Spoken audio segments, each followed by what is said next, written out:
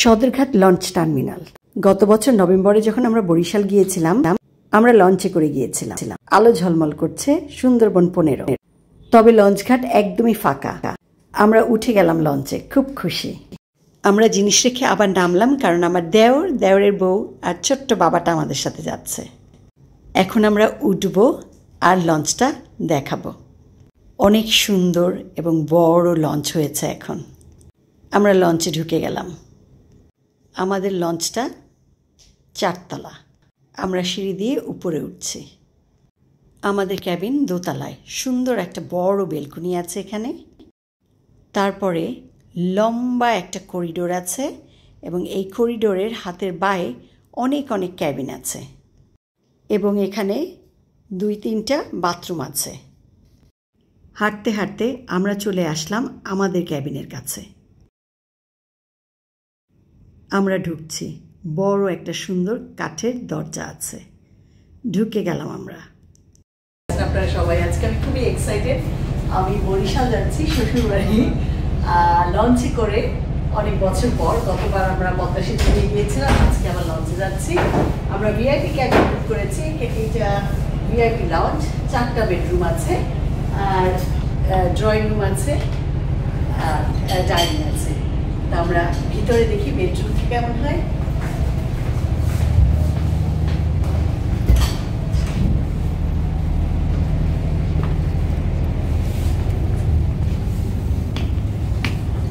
একটা double bed আর একটা single bed আছে। আমরা সবাই একসাথে যাচ্ছি।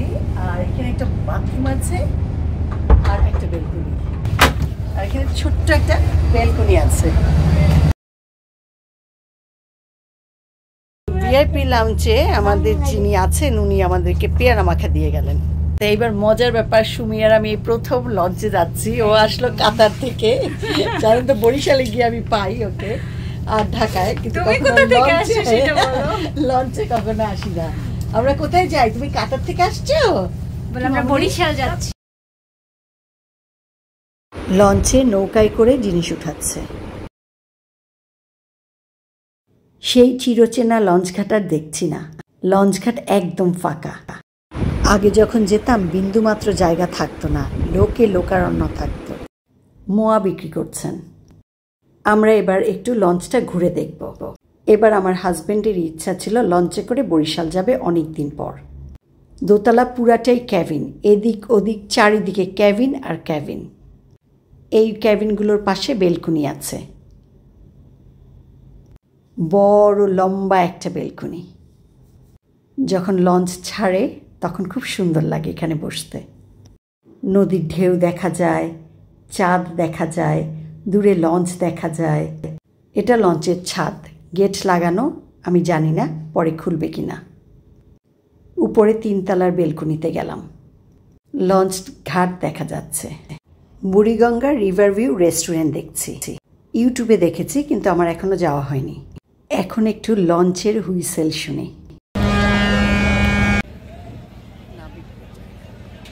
লঞ্চের ডেক দেখা যাচ্ছে। এটা ডেক, এটা 1 তলা, এটা 2 তলা, 3 তলা। আমাদের সামনে এলেন চানাচুর মামা। চানাচুর মাখা খাবো সবাই। উনি আমাদেরকে মজা করে বানিয়ে দিচ্ছেন। সবাই খাচ্ছি মজা মজা। আমাদের পাশের লঞ্চটা ছেড়ে দিচ্ছে, নোঙর তুলে নিচ্ছেন।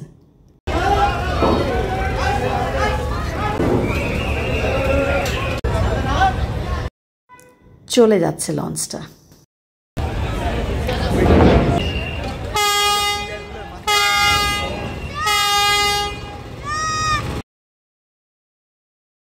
এখন আমাদের লঞ্চটাও ছেড়ে দিচ্ছেন, সিঁড়ি উঠিয়ে ফেললেন।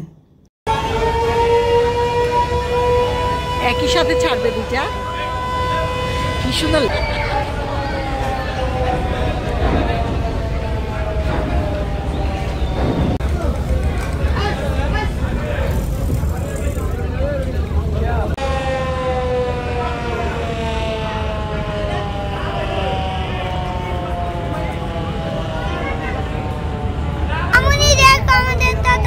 আমাদেরটা ছাড়ছে। আমরা কই যাই? বরিশাল। হ্যাঁ, এই যে হ্যাঁ হ্যাঁ হ্যাঁ, এখানে এসে দেখি কতগুলো লঞ্চ যায় না, ওরা দাঁড়ানো আমরা যাচ্ছি, ওরা দাঁড়ানো আমরা যাচ্ছি। ওয়াও,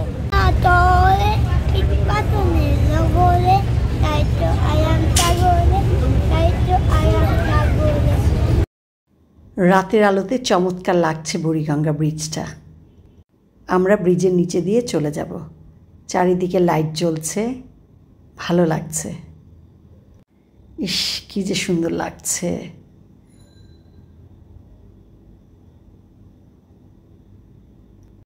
আমার হাজবেন্ডের এক বন্ধু আমাদের সাথে যাচ্ছেন। আমরা এখন খেতে যাব। মজার মজার খাওয়া অর্ডার করা হলো। সবাই মিলে ডাইনিংয়ে খেতে বসলাম। মেঘনা নদী পাড়ি দেওয়া হচ্ছে।